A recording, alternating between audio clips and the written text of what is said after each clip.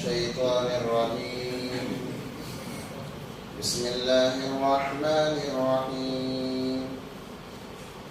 وقالت اليهود ليست النصارى على شيء وقالت النصارى ليست اليهود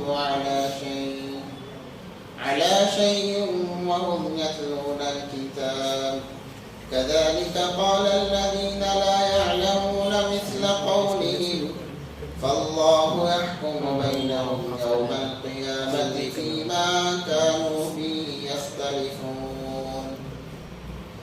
ومن أظلم ممن منع مساجد الله أن يذكر فيها اسمه وسعى في خرابها أولئك ما كان لهم أن يدخلوها إلا خائفين لهم في الدنيا خزي ولهم في الآخرة عذاب عظيم.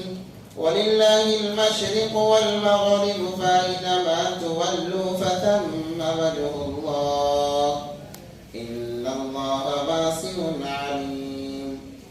وقالوا اتخذ الله ولدا سبحانه بل له ما في السماوات والأرض كل له قانتون بديع السماوات والأرض وإذا قضى أمرا فإنما يقول له كن فيكون.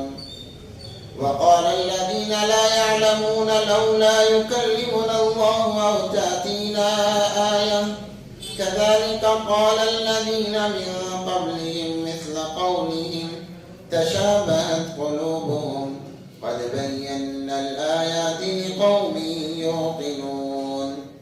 إنا أرسلناك بالحق بشيرا ونذيرا ولا تسأل عن أصحاب الجحيم.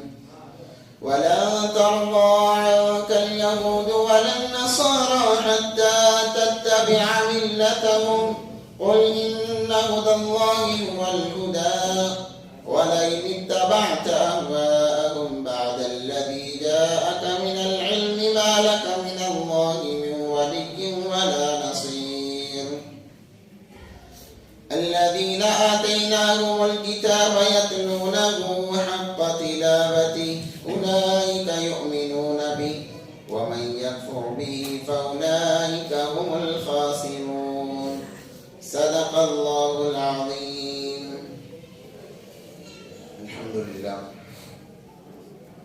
الحمد لله رب العالمين الصلاة والسلام على سید الانبیاء والمرسلین.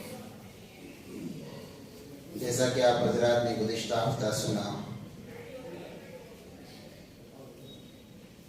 کہ یہودیوں کا یہ کہنا تھا کہ ان کے علاوہ جنت میں کوئی دوسرا داخل نہیں ہوگا، یہ ان کا گمان تھا. آیت سن لیجیے. وقالوا لن يدخل الجنة إلا من كان هودا أو نصارى تلك أمانيهم قل هاتوا برهانكم إن كنتم صادقين. وہ کہتے تھے کہ جنت میں ہرگز کوئی داخل نہیں ہوگا، صرف داخل نہیں ہوگا نہیں، ہرگز کوئی داخل نہیں ہوگا. لن يدخل الجنة إلا من، مگر ان لوگوں کے علاوہ جو یہودی ہیں یا نصرانی ہیں. تو اللہ تبارک و تعالیٰ نے فرمایا تلک امانیہم قل ہاتوا برہانکم ان کنتم صادقین.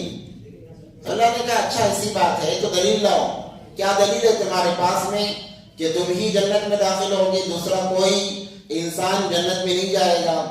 اگر تم اپنے بات میں سچے ہو، اپنے قول و قرار میں سچے ہو تو دلیل لاؤ تاکہ دیکھیں تمہارے پاس کیا دلیلیں ہیں جنت کے مستحق ہونے کی. اس کے بعد اللہ تبارک و تعالیٰ نے فرمایا جنت کے اندر یہود و نصارہ، جنت یہود و نصارہ کے لیے خاص نہیں ہے بلکہ ان لوگوں کے لیے خاص ہے جنہوں نے اسلام کو قبول کیا اللہ کے لیے، جو مسلمان ہوئے اللہ کے لیے، اور وہ اچھے لوگ بھی تھے، اچھائیاں بھی ان کے اندر موجود تھی. تو اللہ تبارک و تعالیٰ کے پاس ان کے لیے بہت بڑا اجر ہے، بہت بڑی کامیابی ہے. اور وہ کامیابی کیا ہے؟ جنت ہے. جنت کا مل جانا ایمان والے کے لیے بہت بڑی کامیابی ہے، کیونکہ اللہ تبارک و تعالیٰ ادنا سے ادنا جنتی کو دنیا سے 10 گناہ بڑی جنت عطا فرمائیں گے. ادنا سے ادنا جنتی جو لاسٹ مومنٹ میں جنت میں داخل ہوگا. یا بعض علماء نے یوں فرمایا اپنے گناہوں کی بدولت جہنم میں جا کر جب گناہ ختم ہو گئے تب اسے نکال کر اللہ تبارک و تعالیٰ نہر حیات جسے کہتے ہیں اس میں غسل دیں گے. اس کے بعد اسے جنت میں داخل کر فرمائیں گے ادنا جنتی ہوگا. جب اللہ تبارک و تعالیٰ اسے فرمائیں گے بندے جا جنت میں چلا جا تو جا کر دیکھے گا اسے بظاہر جنت فل نظر آئے گی. وہ کہے گا یا اللہ یہاں پر میرے لیے تو جگہ ہی نہیں ہے, یہاں تو پہلے سے ہاؤس فل ہے, میں کہاں جاؤں, میں کہاں رہوں. اللہ فرمائیں گے دوبارہ جاؤ یہ جنت تمہارے لیے ہے. پھر وہ جا کر وہی الفاظ دہرائے گا. جب تیسری مرتبہ جائے گا تو دیکھے گا جہاں تک اس کی نظر جاتی ہے وہاں تک وہ جنت وسیع رہے گی. تو دنیا سے 10 گنا بڑی جنت ادنا درجے کے جنتی کو اللہ تبارک و تعالیٰ نے دینے کا وعدہ فرمایا ہے. اور فرمایا یہ جنت ان لوگوں کے لیے ہے جنہوں نے اسلام قبول کیا, اللہ کے لیے اپنا سب کچھ قربان کر دیا.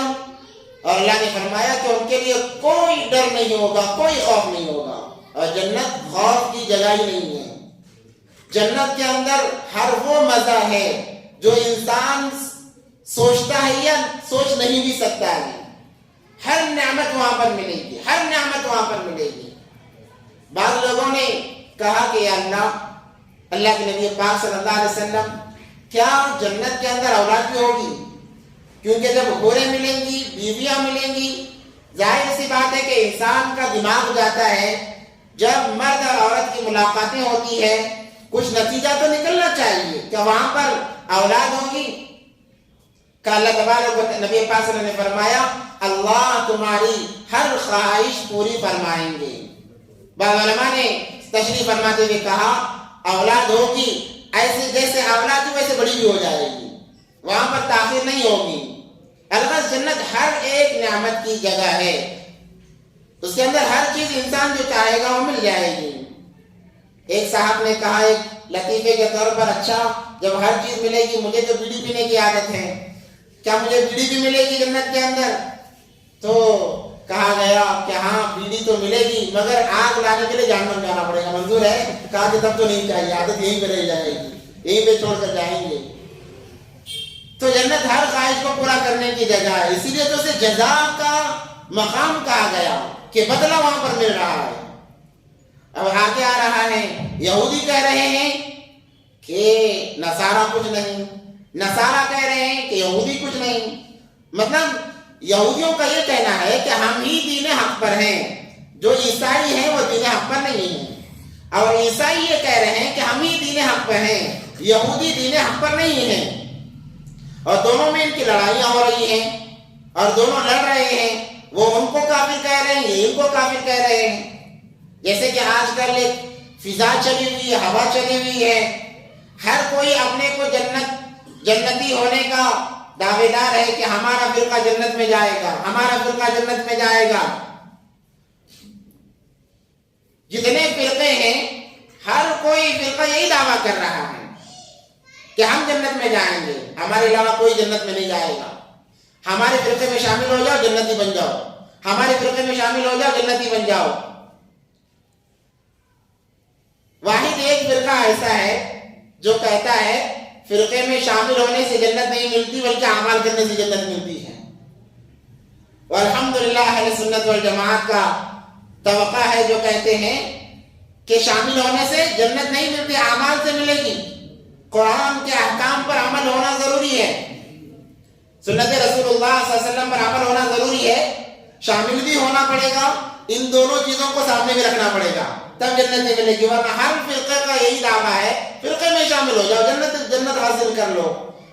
نبی پاک صلی اللہ علیہ وسلم نے فرمایا تمام فرقے ناری ہیں, کلہم فی النار, یا کہا کلھا فی النار. تو صحابہ نے پوچھا اللہ کے نبی کو جنت میں کون جائے گا؟ نبی پاک صلی اللہ علیہ وسلم نے فرمایا ما انا علیہ واصحابی, جو میرے طریقے پر ہوگا, میرے صحابہ کرام رضوان اللہ علیہم اجمعین کے طریقے پر ہوگا وہ فرقہ جنت میں جائے گا. دعوے دار تو بہت ہوتے ہیں, دعویٰ کرنے سے جنت ملتی نہیں ہے. دعویٰ اصل نہیں ہے، اعمال اصل ہے. دعویٰ اصل نہیں ہے، اعمال اصل ہے. اعمال ہوں گے مل جائے گی. صرف دعویٰ رہے گا، عمل نہیں رہے گا تو جنت نہیں ملے گی. اس کا تذکرہ ہو رہا ہے. وقالت اليهود ليست النصارى على شيء. یہودی کہتے ہیں کہ نصارہ کسی دین پر نہیں ہے. وقالت النصارى ليست اليهود على شيء. اور نصارہ کہتے ہیں کہ یہودی کسی دین پر نہیں. وهم يتلون الكتاب. حالانکہ دونوں کتاب پڑھتے ہیں.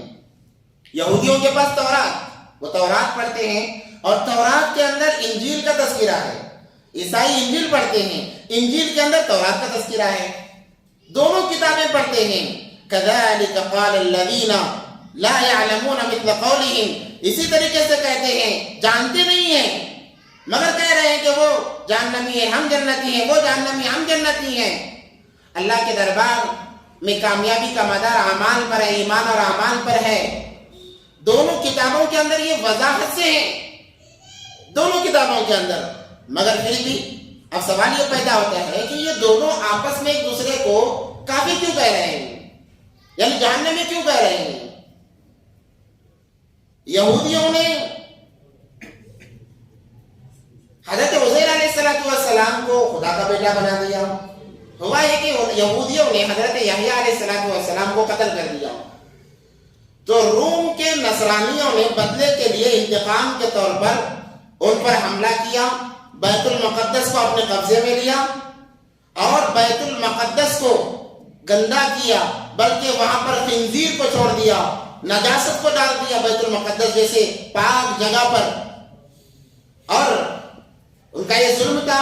تو یہودیوں نصرانیوں نے، عیسائی جسے کہتے ہیں، نصرانیوں نے بدلے کے طور پر انہیں قتل بھی کیا، یہودیوں کو قتل بھی کیا اور بیت المقدس کو اپنے قبضے میں بھی لے لیا.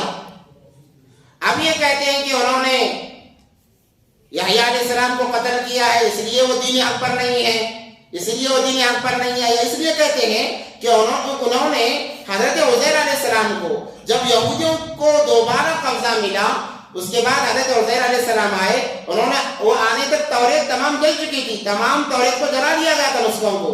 تو حضرت عزیر علیہ السلام نے اپنی یادداشت سے مکمل توریت لکھا دی، توریت پوری مکمل لکھا دی. جب یہودیوں نے دیکھا کہ ان کو تو توریت پوری زبانی یاد ہے، تو انہوں نے کہا جب توریت کا کوئی نسخہ موجود نہیں، کوئی نسخہ ان کے ہاتھ نہیں لگا اور انہوں نے پوری کی پوری توریت لکھا دی، تو یہ معمولی انسان نہیں بلکہ یہ اللہ کے بیٹے ہیں. تو انہوں نے حضرت عزیر علیہ السلام کو اللہ کا بیٹا بنا لیا. اور یہودی نصرانیوں کو جہنمی اس لیے کہتے ہیں کہ انہوں نے حضرت عیسیٰ علیہ السلام کو خدا کا بیٹا بنا لیا. وہ کہتے ہیں کہ حضرت عیسیٰ علیہ السلام خدا کے بیٹے ہیں. تو اس وجہ سے ایک دوسرے کو وہ جہنمی کہتے ہیں. تو اللہ فرماتے ہیں فَاللَّهُ يَحْكُمُ بَيْنَهُمْ يَوْمَ الْقِيَامَةِ. بس تمہارے درمیان اللہ فیصلہ فرمائیں گے قیامت کے دن کہ کون جنتی ہے اور کون جہنمی ہے. فِيمَا كَانُوا فِيهِ يَخْتَلِفُونَ. جس بارے میں تم اختلاف کر رہے ہو اس کا فیصلہ کب ہوگا؟ آخرت کے اندر ہوگا. اور بظاہر نظر بھی آ رہا ہے، نظر بھی آ رہا ہے. اب جب دونوں نے ایک دوسرے کو جہنمی کہا تو مکہ کے مشرکین کو موقع ملا، انہوں نے ان تمام کو جہنمی کہا کہ ہم دین حق پر ہیں. اور حالانکہ یہ بھی اہل جہنم کے طبقے میں سے تھے کیونکہ انہوں نے فرشتوں کو بیٹیاں بنا لیا اللہ تبارک و تعالیٰ کی. انہوں نے کہا کہ فرشتے کیونکہ روزی پر متعین ہیں، انسانوں کی مدد کرنے پر متعین ہیں، تو فرشتے اللہ کی بیٹیاں ہیں. تو اس کی تردید اگلی آیات میں ہو رہی ہے. وَمَنْ أَظْلَمُ مِمَّنْ مَنَعَ مَسَاجِدَ اللَّهِ أَنْ يُذْكَرَ فِيهَا اسْمُهُ وَسَعَى فِي خَرَابِهَا. اس سے بڑا ظالم کون ہو سکتا ہے جو اللہ کے گھروں سے لوگوں کو روکے کہ اس کے اندر اللہ کا نام لیا جائے، اس کو یاد کیا جائے، اس کے نقشے کو بگاڑنے کی کوشش کریں. اللہ کے گھروں سے روکنے سے کیا مراد ہے؟ اس کے اندر دو چیزیں ہیں. ایک، جیسے کہ آج کل عمومی طور پر دیکھا جاتا ہے یہ فلاں فرقے کی مسجد ہے، فلاں فرقے کا آنا منع ہے. اللہ کے گھر یہ اللہ کی ملکیت ہے، کوئی انسان روک ٹوک نہیں کر سکتا کہ تم فلاں فرقہ ہماری مسجد میں نہ آئے، فلاں فرقہ ہماری مسجد میں نہ آئے، کیونکہ اللہ کے گھر ہیں اور اللہ کے گھر کسی کی ملکیت نہیں ہوتی. اور ایک مسئلہ یاد رکھیں، جو کوئی یہ دعویٰ کرے کہ یہ مسجد میری ملکیت ہے، اس کے اندر نماز جائز نہیں ہے۔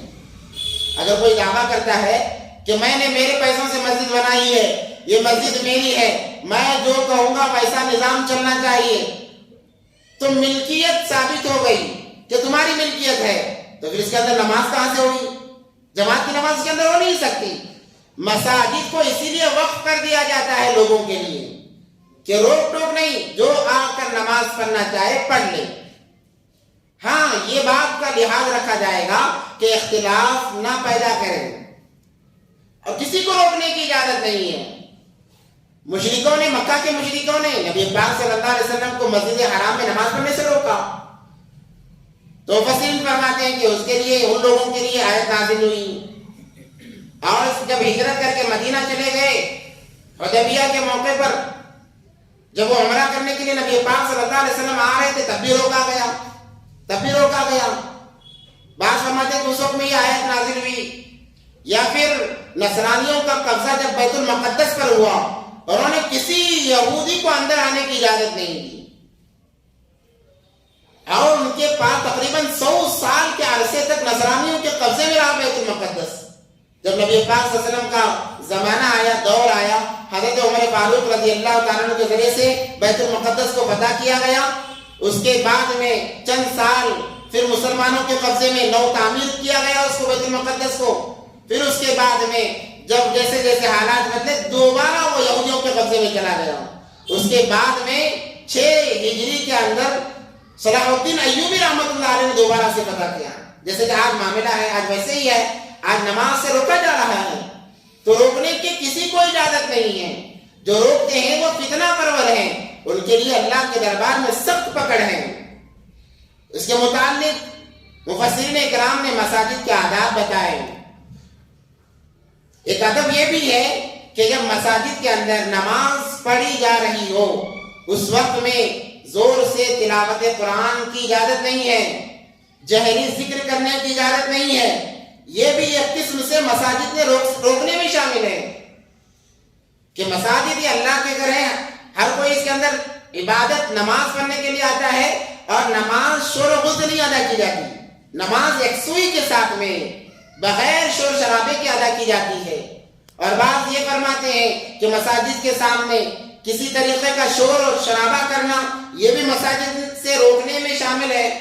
جو یہ کام کرتے ہیں، یہ منصوبہ بندی کرتے ہیں، اللہ تبارک و تعالیٰ کے دربار میں ان تمام کے لیے سخت پکڑ ہے۔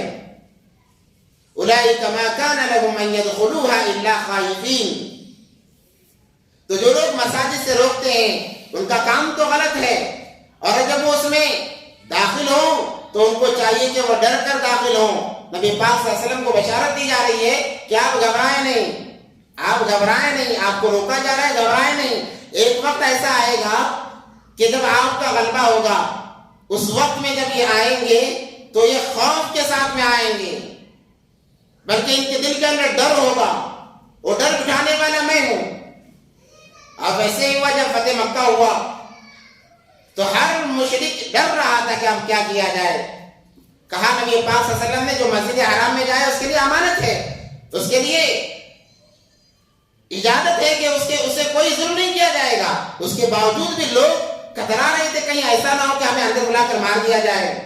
ڈر اور خوف ان کے دلوں میں بسا ہوا تھا، مگر نبی پاک صلی اللہ علیہ وسلم کی ذات ایسی شفیق ذات تھی، کہا کہ جو مسجد حرام میں آئے اس کے لیے امان ہے، ابو سفیان کے جو گھر میں چلا جائے اس کے لیے امان ہے، جو آ کر اپنے آپ کو تابع کر دے اس کے لیے امانت ہے۔ اور اس سے مفسرین کرام ایک بات یہ نکالتے ہیں، جو مرتد ہو جاتا ہے، ایمان کے بعد میں مرتد ہو جاتا ہے، ہاں البتہ اس کو روکا جا سکتا ہے مسجد میں آنے سے۔ کیوں؟ اس لیے کہ جب وہ تو جان بوجھ کر مرتد ہوا ہے، ایمان سے نکل گیا ہے، وہ آئے گا تو فتنہ برپا کرے گا، اس لیے ان کو روکنے کی اجازت ہے۔ جو مرتد ہیں، مرتدین میں شمار ہیں، ان کو روکنے کی اجازت ہے، اس کے علاوہ کسی کو روکنے کی اجازت نہیں ہے۔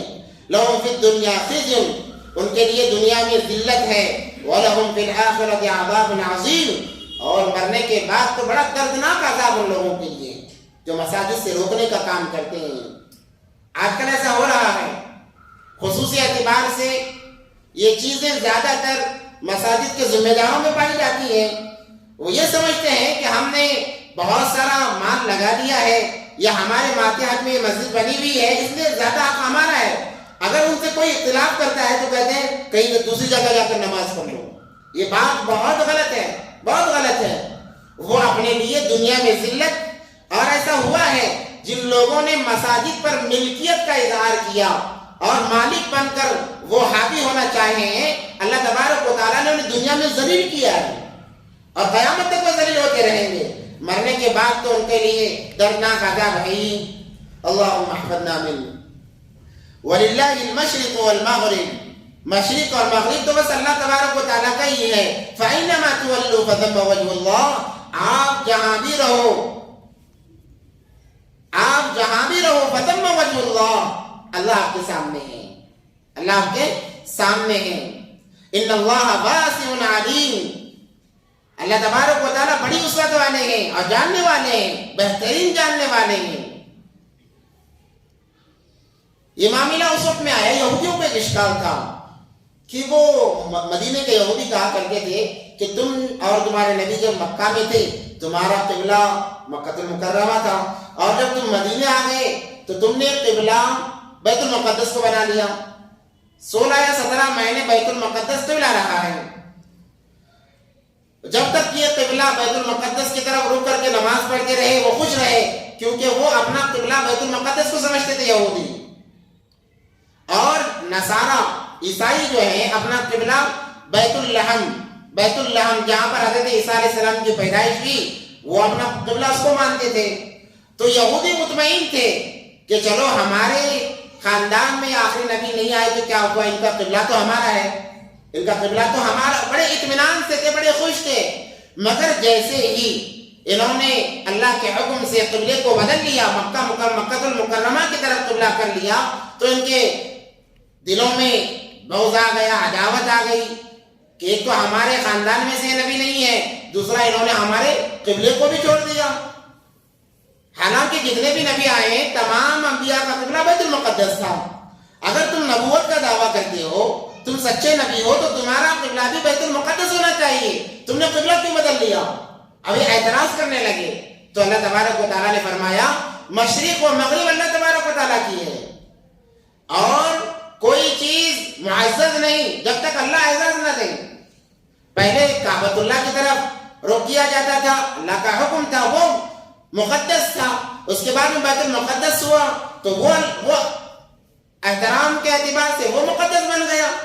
تو کوئی چیز کوئی جگہ مقدس نہیں ہے. اللہ جس کی طرف اشارہ کر دے وہ چیز مقدس بن جاتی ہے. اللہ جس چیز کی طرف اشارہ کر دے وہ چیز مقدس بن جاتی ہے. یہ نہیں کہ فلاں چیز پہلے مقدس تھی اب وہ مقدس نہیں ہے، ایسا معاملہ نہیں ہے. اللہ جس کی طرف اشارہ کر دے وہ چیز مقدس بن جاتی ہے.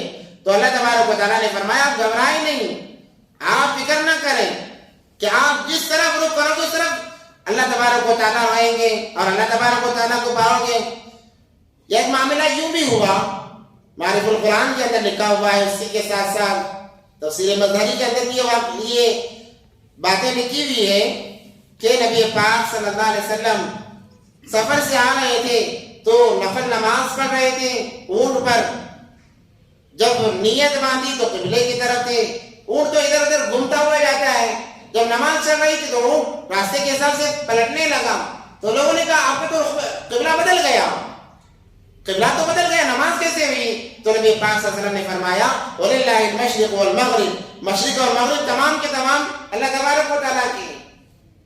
انسان بس یہ سوچے کہ میں احکام خداوندی کو بجا رہا ہوں. اب اس سے مسائل نکالتے ہیں. کیا مسئلہ نکالتے ہیں کہ انسان کسی ایسی جگہ چلا جائے جہاں پر قبلہ پتہ نہ چلے، قبلے کا پتہ نہ چلے کہ کس طرف قبلہ ہے.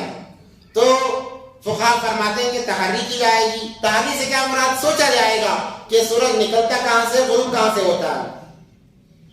اندازہ لگا کر قبلے کو متعین کیا جائے گا، اندازہ لگا کر قبلے کو متعین کیا جائے گا اور اس طرف رک کر کے نماز پڑھ لی جائے گی. جب نماز ہو گئی تب پتہ چلا کہ قبلہ تو اس طرف نہیں تھا تو پھر دوبارہ نماز کو دہرانے کی ضرورت نہیں ہے، کیونکہ اللہ نے کہا وَلِلَّهِ الْمَشْرِقُ وَالْمَغْرِبُ، مشرق اور مغرب اللہ کے ہیں. آپ جس طرف بھی جاؤ، مگر تحری کرنا ہے.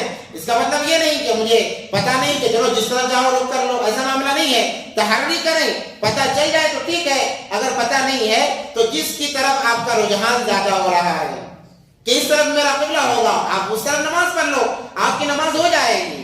تمام مذاہب کے علماء اس پر، فقہاء اس پر متفق ہیں.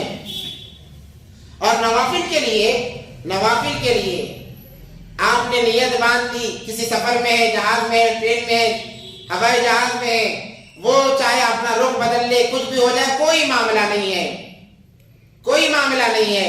اور بات تو یہاں تک فرماتے ہیں نوافل کے لیے تحری کرنے کی اتنی اچھی خاصی ضرورت نہیں ہے.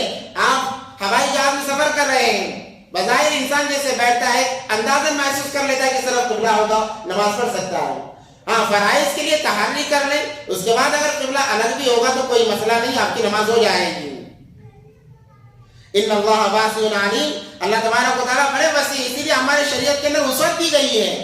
جہاں خدشات آتے ہیں، انسان پر ایک بوجھ پڑنے کا نظر آتا ہے، شریعت وہاں پر وسعت دے دیتی ہے.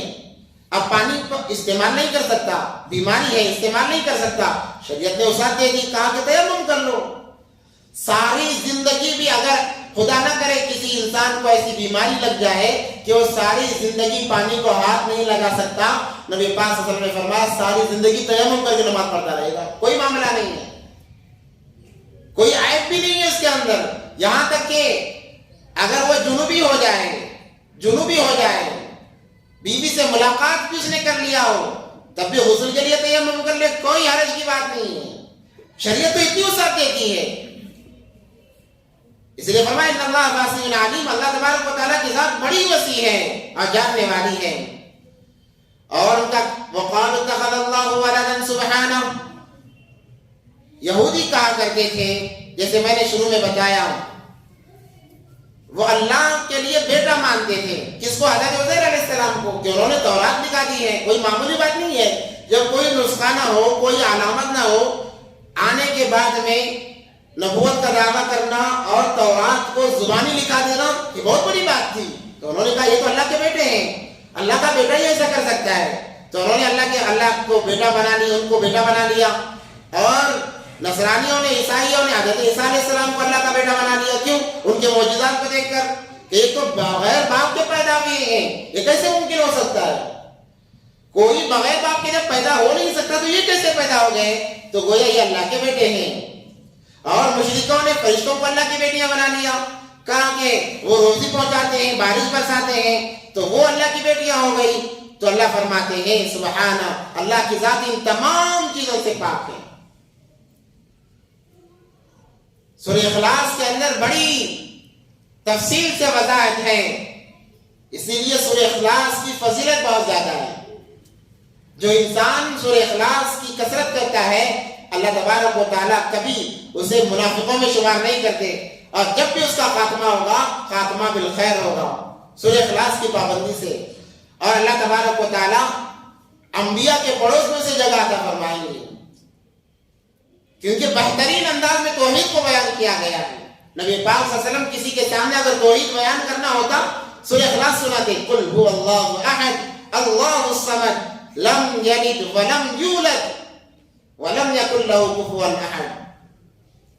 تو اس کا ہر مسلمان کو اس کی پابندی کرنی چاہیے. سورہ اخلاص کی چھوٹی صورت ہے، چلتے بیٹھتے اٹھتے پھرتے اس کا معمول رکھیں. تو یہ کہا کہ سبحان اللہ تبارک و تعالیٰ کی ذات بالکل ان تمام چیزوں سے پاک ہے. نہ اللہ کا بیٹا ہے نہ اللہ کی بیٹی ہے. اور بیٹا اس کے لیے ہے جو مجبور ہو، جو اسباب کا محتاج ہو، اس کے لیے اولاد ہوتی ہے. اللہ اسباب کے محتاج نہیں ہے، اللہ اسباب کے محتاج نہیں ہے. بغیر اسباب کے اللہ تبارک و تعالیٰ سب کچھ کرتے ہیں. اللہ کے لیے کوئی سبب کی ضرورت نہیں ہے. اسباب تو انسانوں کے لیے ہیں. تو پھر اللہ کے لیے کیسے اولاد شمار ہوگی؟ بل لہ ما فی السماوات والارض، بلکہ جو کچھ زمین و آسمان میں ہے وہ اللہ کے لیے ہے. کل لہ قانتون بدیع السماوات والارض، کہا گیا اللہ تبارک و تعالیٰ ایسے قدرت والے ہیں کہ وہ پہلے موجود ہیں زمین و آسمان کو بنانے کے. موجود سے مراد پہلے پہل کرنے والا، یعنی ایک چیز ہے اس کو دیکھ کر اس کی شکلیں بناتے گئے، یہ موجد نہیں کہلائے گا۔ موجد تو وہ ہے جو کوئی شکل نہیں تھی، بغیر کسی شکل کو دیکھے ہوئے کسی چیز کا ایجاد کرنا، وہ موجد کہلاتا ہے۔ اللہ تبارک و تعالی نہ آسمان کو بنانے کے لیے کسی چیز کو سامنے رکھیں کہ ایسا آسمان بنایا جائے، نہ زمین کو بنانے کے لیے، نہ انسانوں کو بنانے کے لیے۔ اللہ تبارک و تعالیٰ نے بس ارادہ کیا، وہ تمام چیزیں وجود میں آ گئی۔ اسی لیے کہا گیا بدیع السماوات والارض، اللہ تو بدیع السماوات والارض ہے کہ پہلے موجود ہیں۔ آسمان نہ تھا، اللہ نے آسمان بنایا، زمین نہیں تھی، اللہ نے زمین بنائی۔ وَإِذَا قَضَىٰ أَمْرًا فَإِنَّمَا يَقُولُ لَهُ كُن فَيَكُونُ، وہ ایسی قدرت والے ہیں کہ جب وہ ارادہ کر لیتے ہیں کسی چیز کا، امر کا، کسی کام کا ارادہ کر لیتے ہیں، فَإِنَّمَا يَقُولُ، تو بس کہہ دیتے ہیں کن، ہو جا، فیکون، تو وہ چیز ہو جاتی ہے۔ تو اللہ پہلے موجود ہے، کوئی کام کرنے کے لیے اللہ کو سوچنے کی ضرورت نہیں ہے، اور کسی ٹائٹل کی ضرورت نہیں ہے کہ اس چیز کو دیکھ کر انسان نے جتنی بھی چیزیں بنائی ہے وہ کسی نہ کسی چیز کو دیکھ کر بنائی ہے، اسی لیے انسان موجود نہیں ہو سکتا۔ پہلے پلین نہیں تھے، ہوائی جہاز نہیں تھے، انسان نے بنایا تو انسان کا کمال نہیں ہے۔ انسان نے اس کے مطابق کسی اور چیز کو دیکھا، اس کے انداز پر اللہ کے مخلوقات کو انسان نے دیکھا، اور اس پر سوچتے انسان نے پلین بنا دیا۔ تو انسان کا اس میں کوئی کمال نہیں۔ اسی لیے حدیث میں آتا ہے کسی بھی چیز کو دیکھو جو تمہیں تعجب میں ڈال دے، اللہ کی تعریف کرو، اللہ کی تعریف کرو۔ کیوں اللہ کی تعریف کی جائے؟ انسان نے بنایا ہے، اللہ کی تعریف کیسے ہو؟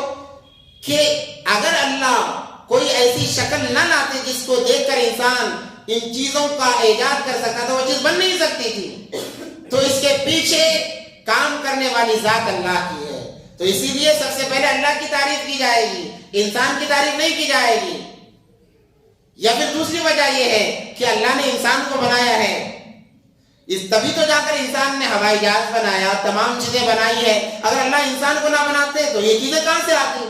تو اسی لیے جس چیز کو بھی دیکھیں، جو چیزیں ہمیں تعجب میں ڈالیں، چیزوں سے مانوس نہ ہو، بلکہ اللہ کی تعریف کریں کہ الحمدللہ رب العالمین، اللہ تیری ذات پاک ہے کہ تو نے انسانوں کے اندر ایک دماغ کا مادہ رکھا جس کو استعمال کر کے انسان نے یہ بھی چیزیں بنا لی۔ اللہ کی تعریف کرنی چاہیے۔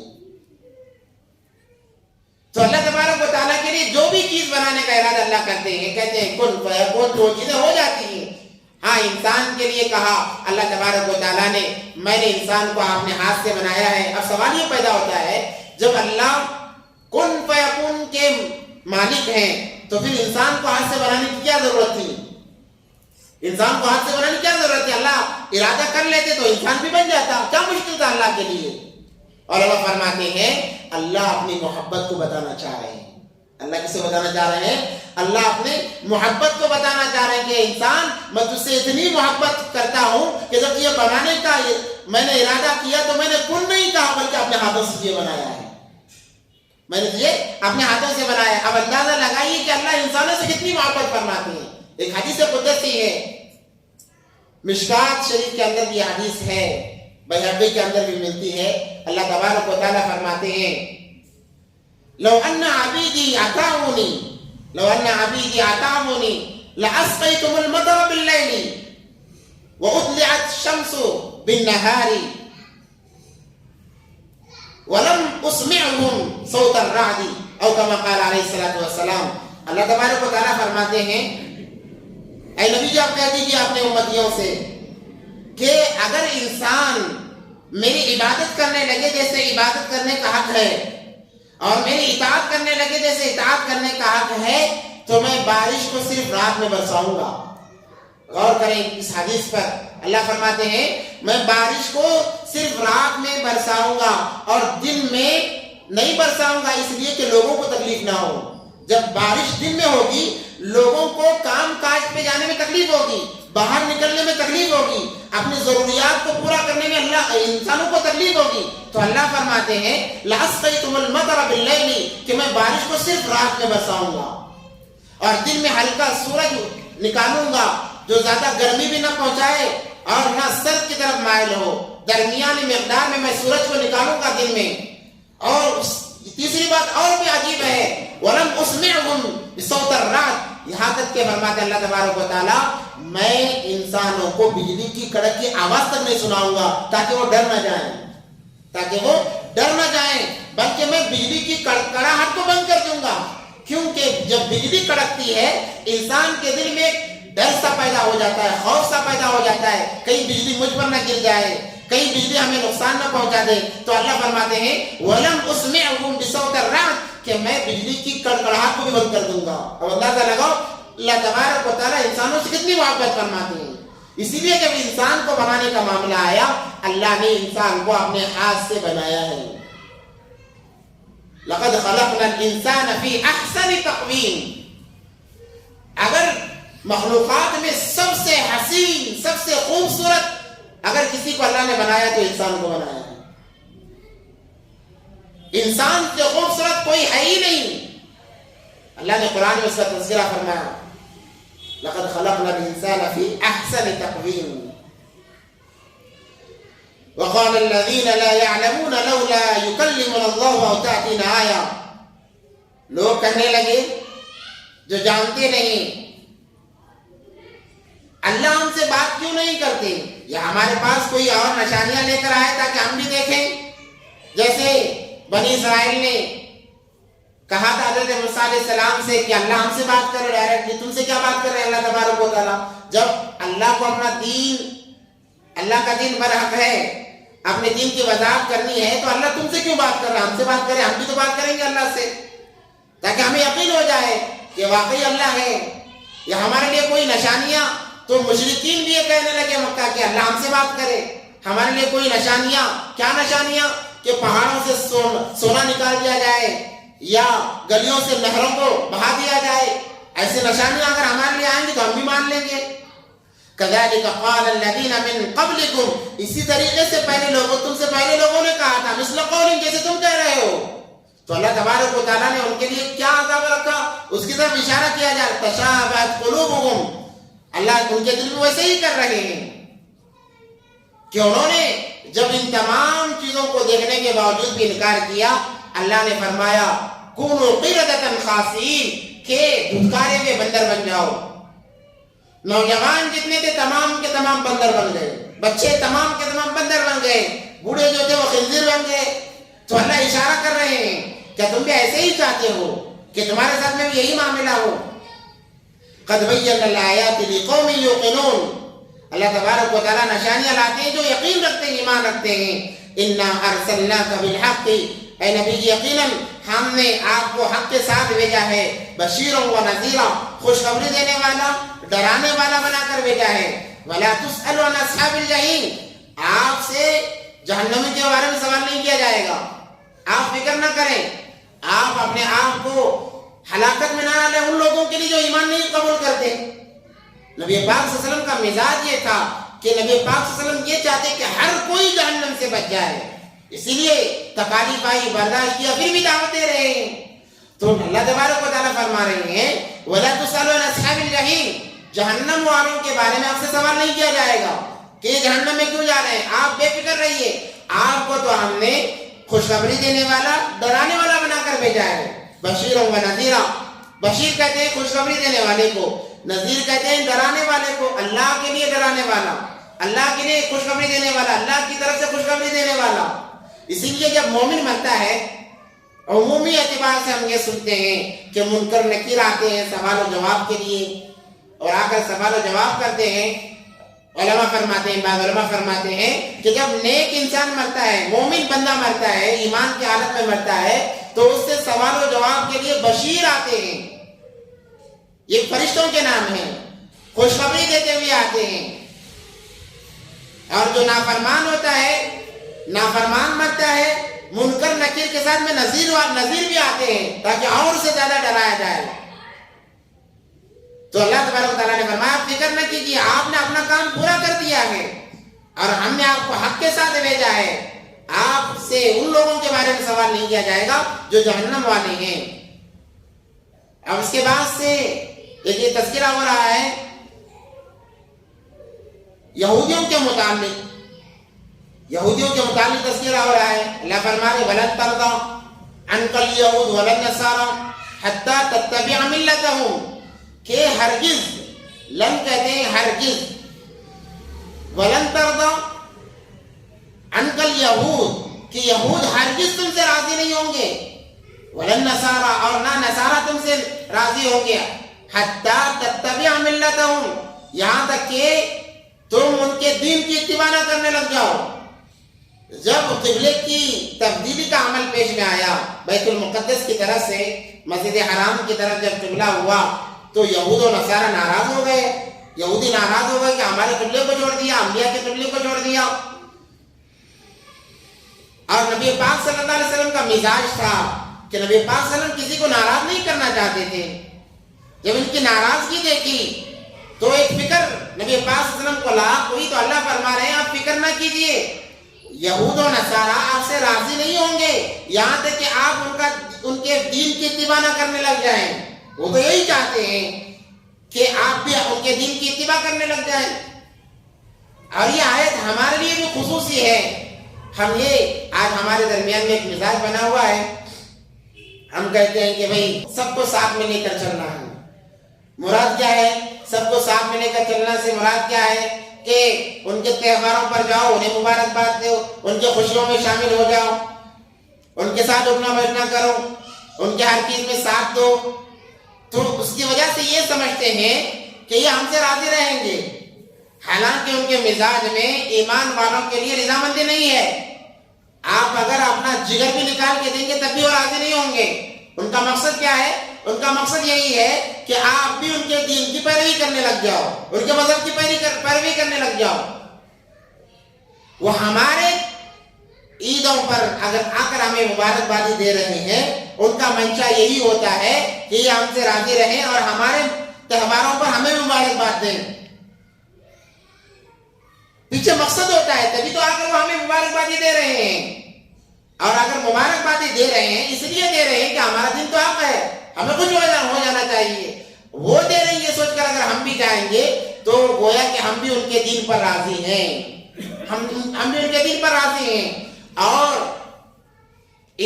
کوئی انسان گناہ کرتا ہے تو وہ گنہگار بن جاتا ہے، کوئی انسان گناہ کو دیکھ کر خاموش رہتا ہے، کچھ نہیں کہتا، تو اس کا خاموش رہنا اس بات کی دلیل ہے، علامت ہے کہ اس گناہ پر یہ بندہ راضی ہے، اس گناہ پر یہ انسان راضی ہے، اسی لیے خاموش ہے۔ اسی لیے اللہ نے فرمایا آپ جہاں بھی رہو امر بالمعروف نہی عن المنکر کرتے رہو، نیکیوں کی تبلیغ کرتے رہیے، گناہوں سے روکتے رہیے اپنی استطاعت کے مطابق۔ اگر اللہ نے استطاعت دی ہے ہاتھ سے روکنے کی، ہاتھ سے روکا جائے۔ اگر اللہ نے استطاعت دی ہے زبان سے روکنے کی، زبان سے روکا جائے۔ ہاتھ سے روکنے میں دو چیزیں شامل ہیں، ہاتھ سے روکنے میں قلم کے ذریعے سے بھی انسان روک سکتا ہے، لکھ کر ان کے خلاف لکھ کر روک سکتا ہے، اور دوسرا یہ ہے کہ اپنے ماتحت ہیں ان پر ہاتھ اٹھا کر روک سکتا ہے، یا پھر زبان سے روک سکتا ہے، یا آخری درجہ دل سے اس کو برا سمجھے، اور دل سے برا سمجھنے کی علامت یہ ہے کہ اسے کٹ جائے۔ دل سے برا سمجھنا کا مطلب یہی ہے کہ اس سے کٹ جائے، الگ ہو جائے۔ اگر کوئی انسان یہ کہے کہ میں دل سے برا سمجھتا ہوں مگر اٹھنا بیٹھنا ساتھ میں کرے گا، بنی اسرائیل نے بھی یہی کیا۔ جب ہفتے کے دن مچھلی پکڑنے سے روکا گیا تھا بعض لوگوں کو، وہ رکے نہیں، جو فرما بردار تھے انہوں نے کہا کہ تم یہ کام غلط کر رہے ہو، اس کے باوجود اٹھنا بیٹھنا کھانا پینا ان کے ساتھ کرتے رہے، تو اللہ نے ان کے دل بھی اونچے سے کر دیے، دونوں کے دلوں کو خلط ملط کر دیا۔ کیوں؟ اگر دل سے تم برا سمجھتے تو اس سے دور ہو جاتے، علیحدہ ہو جاتے، اور تم نے یہ کام نہیں کیا ہے، گویا کہ اس کام پر تم راضی ہو۔ تو یہ آخری درجہ ہے، اس سے نچلا کوئی درجہ ہی نہیں ہے۔ آخری درجہ ہے کہ دل سے برا سمجھے اور اس سے الگ ہو جائے۔ تو یہودی نبی پاک صلی اللہ علیہ وسلم کو اللہ تبارک و تعالیٰ فرما رہے ہیں، اور ان کے ذریعے سے ہمیں کہا جا رہا ہے کہ ہم یہ سوچتے ہیں کہ چلو ان کے تہوار پر مبارکباد دیں گے، تحفے پیش کر دیں گے، تو کیا حرج ہے؟ ہم تو مندروں میں نہیں جا رہے، ہم تو گھنٹی نہیں بجا رہے، ہم تو ماتھے پہ تلک نہیں لگا رہے، ہم تو بس مبارکبادی دے رہے ہیں اور تحفے پیش کر رہے ہیں۔ یہی تو اللہ تبارک و تعالیٰ کو بات پسند نہیں ہے۔ مسلمان عظمت والا ہے، مقام و مرتبے والا ہے، اشرف المخلوقات میں سے سب سے اعلیٰ مقام پر مسلمان ہے، ایمان والا ہے، اگر وہ ان کے تہوار پر تحفے دے رہا ہے تو گویا اس مذہب سے رضامندی کا وہ ثبوت دے رہا ہے کہ ہم راضی ہیں، ہم راضی ہیں. تو پھر وہ ایمان والا کب باقی رہا؟ اس لیے ان تمام چیزوں سے بہت زیادہ بچنے کی ضرورت ہے. جہاں تک ان کے تہوار کا معاملہ ہے، کتنی بھی دوستی ہو ہماری، ہم انہیں مبارکباد نہ دیں. اگر ایسا موقع بھی آئے تو ہنس کر بات کو ٹال دیں، وہاں سے کٹ لیں، اپنے آپ کو علیحدہ کر دیں. ہم ان کے خوشی میں شامل نہیں ہوں گے، ان کے تہواروں میں ہم شامل نہیں ہوں گے. مگر آج دیکھنے میں آتا ہے کہ اکثر مسلمان لوگ غیروں کے تہواروں میں شامل بھی ہوتے ہیں، کہتے ہیں اس میں کوئی حرج نہیں ہے، ہم جمہوری ملک میں رہتے ہیں، یہ سب چلتا ہے. دین میں کسی کا نہیں چلتا ہے، دین میں کسی کا نہیں چلتا ہے، کیونکہ شریعت اللہ کی ہے. ان الدین عند اللہ الاسلام ومن یبتغی غیر الاسلام دینا فلن یقبل منہ. اس مذہب کے علاوہ اللہ کوئی مذہب پسند ہی نہیں فرماتے، کوئی مذہب پسند نہیں فرماتے. اگر سب کچھ چلنا ہوتا تو یہودی اور نصارہ ان کو مسلمان شمار کیا جاتا. کیوں؟ اس لیے کہ اللہ نے ان پر بھی تو کتاب نازل کی ہے، مگر ہم انہیں مسلمان نہیں مانتے. انہیں مسلمان نہیں مانتے. کیوں نہیں مانتے؟ اس لیے نہیں مانتے کہ ان کی کتابوں میں لکھا ہوا ہے جب تک کوئی نبی نہیں آئے گا تم اس کتاب پر عمل کرتے رہو گے، اور جب کوئی نبی آ جائے گا اور اپنا دین پیش کرے گا تمہیں اپنی کتاب کو بند کر کے رکھ دینا پڑے گا. انہوں نے ایسا نہیں کیا، بلکہ تب بھی اپنی کتاب کو مانتے رہے. اس لیے ہم انہیں ایمان وار مسلمان نہیں کہیں گے. ورنہ اگر جو اصل اہل کتاب ہیں، حالانکہ نہیں ہیں، آج تو نظر نہیں آتا، علماء کی تحقیق ہے اس کے بارے میں، اہل کتاب بالکل نہیں ہیں، توریت اور انجیل پر عمل کرنے والے بالکل نہیں ہیں. اگر وہ ہوتے تب بھی وہ مسلمان نہ ہوتے. بس اگر اہل کتاب ہوتے تو بعض فقہا فرماتے ہیں کہ ان کے عورتوں سے نکاح کرنے کی اجازت ہوتی. ہماری عورتوں کو انہیں نہیں دے سکتے، البتہ ان کی عورتیں مسلمانوں سے نکاح کرنا چاہے تو اس کی اجازت ہوتی. حالانکہ آج وہ چیز نہیں ہے، اس لیے نکاح کا کوئی سوال ہی پیدا نہیں ہوتا. تو وَلَن تَرْضَىٰ عَنْكَ الْيَهُودُ وَلَا النَّصَارَىٰ حَتَّىٰ تَتَّبِعَ مِلَّتَهُمْ. یہود اور نصارہ آپ سے ہرگز راضی نہیں ہوں گے یہاں تک کہ آپ اپنے دین کو بدل لو. آج جتنے بھی غیر لوگ ہیں وہ ہم سے راضی نہیں ہوں گے. وہ تو ہمیں دوستی کا بہانہ دے کے یہ چاہتے ہیں کہ ہم بدل جائیں، ہم مرتد ہو جائیں، تبھی وہ راضی ہو سکتے ہیں. اللہ نے فرمایا قل، آپ کہہ دیجئے ان ھدی اللہ هو الہدی، ہدایت بس اللہ تبارک و تعالیٰ کی طرف سے ہے. ہدایت والا راستہ تو بس اللہ کا راستہ ہے، وہی ہدایت والا راستہ ہے، اس کے علاوہ کوئی راستہ ہدایت والا نہیں ہے. وَلَئِنِ اتَّبَعْتَ أَهْوَاءَهُمْ بَعْدَ الَّذِي جَاءَكَ مِنَ الْعِلْمِ، اور جس نے اتباع کی احواءہم اپنے نفس کی خواہشات کی، بعد اس کے کہ اس کے پاس علم آیا ہو اللہ کی طرف سے، مَا لَكَ مِنَ اللَّهِ مِنْ وَلِيٍّ وَلَا نَصِيرٍ، اس کے بعد بھی وہ گمراہ ہو رہا ہے تو تمہارے لیے اللہ کی طرف سے کوئی ولی اور مددگار نہیں ہوگا. یہ آیت نبی پاک صلی اللہ علیہ وسلم کے لیے ہے. اللہ نبی پاک صلی اللہ علیہ وسلم سے مخاطب ہے.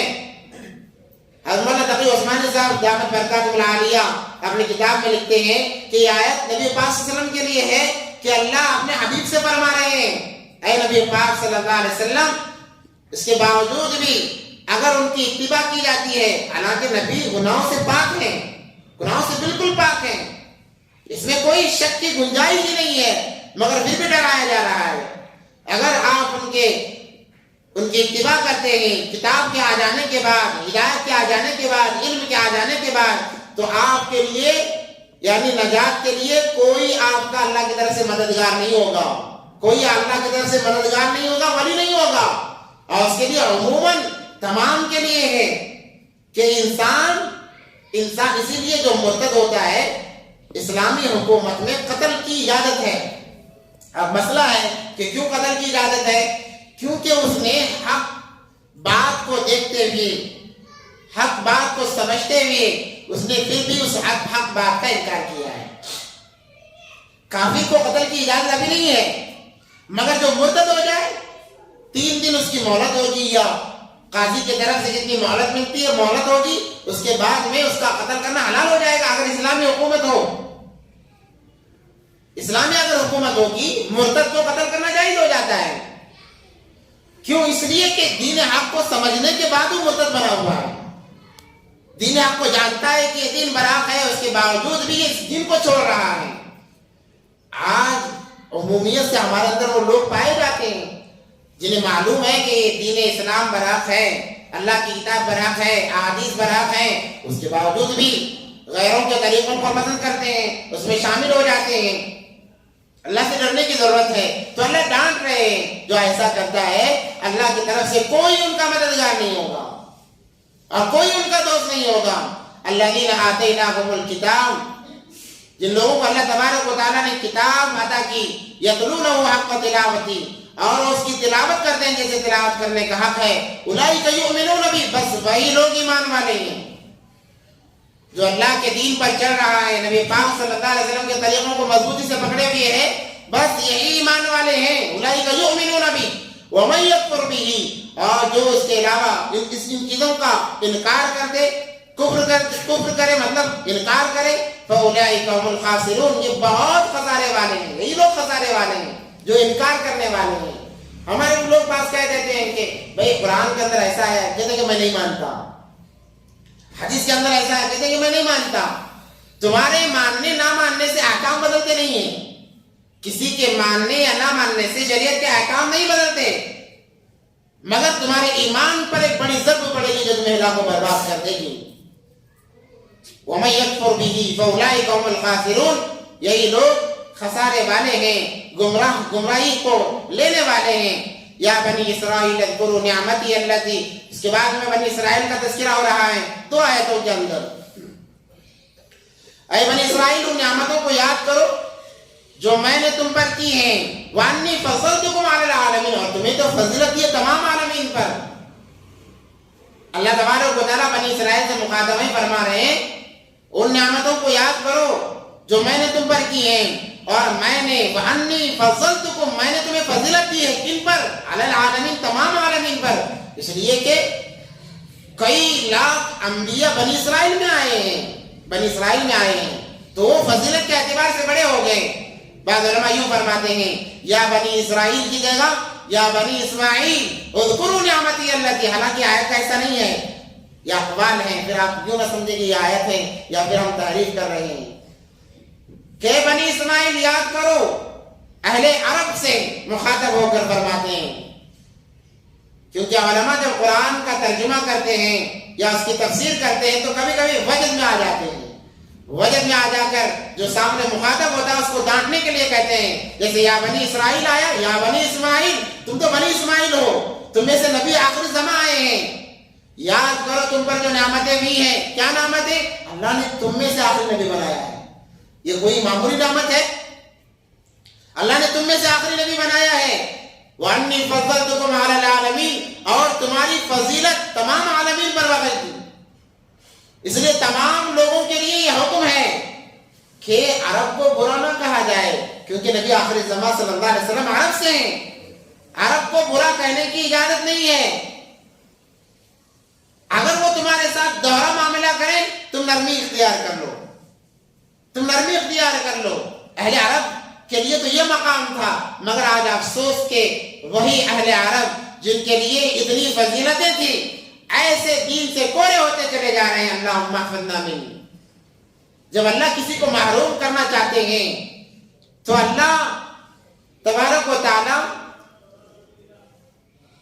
اس کے خاندان اور کنبے کو نہیں دیکھتے. اللہ نے ارادہ کر لیا کسی کو محروم رکھنے کا.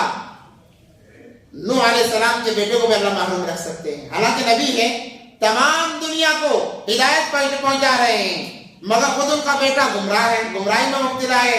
لوط علیہ السلام کی بیوی فیض عام ہو رہا ہے، مگر گھر میں بے دینی ہے ان کی بیوی، اللہ نے محروم رکھ دیا. اللہ محروم کرنا چاہے علماء کی کوکھ سے ایسے لوگ پیدا ہوں گے جو دین کو سب سے زیادہ نقصان پہنچانے والے ہوں گے. تو اہل عرب آج وہی معاملہ کر رہے ہیں، حالانکہ صحابہ کی اولاد ہیں، مگر انہوں نے دین کو اہمیت نہیں دی، کہا یہ تو باپ دادا کی جاگیر ہے، دین تو ہمارے باپ دادا کی جاگیر ہے.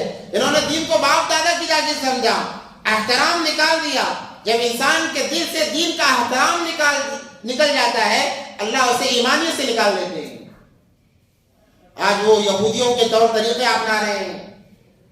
ابھی 3-4 مہینے پہلے ایک یہودیوں کا مشہور تہوار جو اپنے آپ چہروں کو بدلنے کا، جیسا میں نے گزشتے ہفتے بھی اس کی طرف اشارہ کیا تھا، وہ تہوار انہوں نے منایا. اور کیا نہیں، سنیما تھیٹر وہاں پر اوپن کر دیے گئے. مکہ اور مدینے کی سرزمین جو تمام خرافات سے پاک تھی، آج سب سے زیادہ وہی خرافات آ رہی ہیں. عورتوں کو بغیر پردے کے جانے کی اجازت مل گئی. یہ خرافات نہیں تو اور کیا ہے؟ جب اللہ کسی کو محروم رکھنا چاہتے ہیں، تمام اسباب کے ہوتے ہوئے وہ محروم رہے گا. اسباب تمام رہیں گے مگر وہ محروم رہے گا. نوح علیہ السلام کا بیٹا ہے، ہدایت کے تمام اسباب پائے جا رہے ہیں کہ نبی باپ نبی ہے، اللہ سے بات کرنے والے ہیں، دعوت دے رہے ہیں، تمام اسباب آنکھوں کے سامنے ہیں، مگر پھر بھی بیٹا محروم ہے. تو اللہ کسی کو محروم کرنا چاہتے ہیں تو اسباب کے باوجود بھی اللہ انہیں محروم کر دیں گے. اللہ ہم تمام کی عبادت فرمائے. تو یہ بتایا جا رہا ہے، انہیں بنی اسرائیل کو آگاہ کیا جا رہا ہے کہ یاد کرو جو تم پر نعمتیں کی گئی ہیں، جو احسانات ہم نے کیے ان کو یاد کرو. واتقوا یوما لا تجزی نفس، ڈرو اس دن سے جس دن کوئی نفس، کوئی جان عن نفس شیئا، کسی کا ساتھ نہیں دے گا. میدان محشر کا تذکرہ ہو رہا ہے. ڈرو اس دن سے جس دن کوئی انسان دوسرے انسان کا ساتھ نہیں دے گا. نفس عن نفس شیئا ولا يقبل منها عدل ولا تنفعها شفاعہ، اور کسی کی شفاعت بھی قبول نہیں کی جائے گی. کہ میں، اللہ نے مجھے علم دیا ہے، اللہ نے مجھے ہدایت دی ہے، میں جا کر کہوں یا اللہ میں تو ہدایت پر تھا، میرے بچوں کو معاف کر دیجئے، یہ معاملہ نہیں چلے گا. کسی کی شفاعت قبول نہیں کی جائے گی. اس دن سے ڈرو، اس دن سے ڈرو. واتقوا یوما لا تجزی نفس عن نفس شیئا، کہ کوئی نفس کسی کا کچھ ساتھ نہیں دے گا، اور نہ کسی کی سفارش وہاں پر قبول کی جائے گی. دنیائی معاملے میں سفارشیں چلتی ہیں، فلاں آدمی بڑا آدمی کہہ دے تو اس کی بات مان لی جاتی ہے، دنیاوی اعتبار سے چل جاتا ہے. مگر آخرت کا معاملہ ایسا ہے کہ وہاں پر کسی کی سفارش قبول نہیں کی جائے گی. ہر کوئی اپنے اپنے اعمال کے مطابق، میرے اعمال اچھے ہیں، میرے اعمال ہی مجھے نجات دلا سکتے ہیں، باقی کوئی چیز مجھے نجات نہیں دلا سکتی. اس لیے اعمال بہت زیادہ ضروری ہیں. وَلَا تَنْفَعُهَا شَفَاعَةٌ وَلَا هُمْ يُنصَرُونَ، اور تمہارے اس میں کوئی مدد کرنے والا نہیں ہوگا. کون کس کی کیا مدد کرے گا؟ ہر کوئی یہ چاہ رہا ہوگا کہ میری مدد ہو جائے تو بس کافی ہے، میں کامیاب ہو جاؤں، یہی بس میرے لیے کافی ہے. يَوْمَ يَفِرُّ الْمَرْءُ مِنْ أَخِيهِ وَأُمِّهِ وَأَبِيهِ. تو اللہ نے یہاں پر رشتہ داری گنوائی ہے. تم تو دوست و احباب کی بات کرتے ہو، وہاں باپ بیٹے کا نہیں ہوگا، ماں بیٹی کی نہیں ہوگی. اللہ نے رشتہ داری دے کر سمجھایا. یوم یفر المرء من اخیہ، شوہر بیوی سے، حالانکہ 60-70 سال ساتھ میں رہتے ہیں، محبت ہوتی ہے، ایک دوسرے کے بغیر جینا مشکل نظر آتا ہے. وہ شوہر بیوی سے بھاگے گا، بیوی شوہر سے بھاگے گی. فر یفر بھاگنے کو کہتے ہیں. چھپانا، بعض علماء نے چھپانا بھی کہا، مگر یہاں زیادہ بہتر بھاگنا مناسب ہے کہ بھاگیں گے ایک دوسرے سے کہ کہیں کچھ سوال نہ کر لے، نیکی کا مطالبہ نہ کر لے، نیکی کا سوال نہ کر لے. کون نیکی دے گا؟ ہر ایک کو تو اپنی پڑی ہوئی ہوگی. تو یوم یفر المرء من اخیہ وامہ وابیہ وصاحبتہ بنیہ، دوست احباب تمام پرائے ہو جائیں گے. تو کوئی مددگار نہیں ہوگا، ہر ایک کو اپنی پڑی ہوگی. تو اللہ فرما رہے ہیں وَلَا هُمْ يُنصَرُونَ، کوئی مدد کرنے والا ہی نہیں ہوگا. اس لیے اس دن سے ڈرو اور خوف کھاؤ، اور خوف کھانے کے بعد میں کیا کرو؟ اللہ کی اطاعت کرو، رسول اللہ صلی اللہ علیہ وسلم کی اطاعت کرو، ان کی مان کر زندگی گزارو. اگر یہ زندگی تمہاری اللہ کے رسول اللہ صلی اللہ علیہ وسلم کی اطاعت کے ساتھ رہے گی، تم کامیاب ہو، تم کامیاب ہو، اللہ تمہیں کامیاب دیں گے. کوئی فکر نہیں ہوگی، بے فکری کی میدان محشر کی زندگی ہوگی ان لوگوں کی. اور جو ایسا نہیں کرتے، من چاہے کہ میں جیسا چاہتا ہوں میں ویسا دین پر چلوں گا، من چاہا مذہب جو انسان اپناتا ہے، اللہ تبارک و تعالیٰ کی طرف سے اس کے لیے بڑی پھٹکار، دنیا کے اندر ذلت بھی ہے، اور مرنے کے بعد تو اس کا کوئی ناصر نہیں، اس کا کوئی والی نہیں. اب اس کے بعد سے بنی اسرائیل کا تذکرہ ختم کر کے حضرت ابراہیم علیہ السلام کا تذکرہ شروع ہو رہا ہے. جو کہ اصل ہیں، اور ان کے بعد میں حضرت ابراہیم علیہ السلام کے واقعات، قبلہ کا تبدیل ہونا انشاءاللہ آگے آئے گا. یہاں تک بنی اسرائیل کی بات ختم ہوئی. اللہ سے دعا ہے کہ اللہ ہم تمام کو ان باتوں پر عمل کی توفیق عطا فرمائے. اگر کوئی کسی کے پاس سوال ہے تو بولو. کسی کو سوال کرنا ہے؟ ساتھیوں کو سوال سوچ کر آنے چاہیے تاکہ ہمارے سوال کے ذریعے سے دوسروں کو بھی فائدہ ہو. ہم سوال کریں گے، جواب دیا جائے گا، دوسرے لوگ سنیں گے، وہ بھی عمل کریں گے. اچھا، میرا سوال اس سے متعلق نہیں ہے، ایکچولی میں اس سے تھوڑا الگ ہے. پوچھ سکتا ہوں؟ کیا ہے؟ اگر اس وقت کے مناسب ہوگا تو جواب دیا جائے گا انشاءاللہ. ہاں ٹھیک ٹھیک.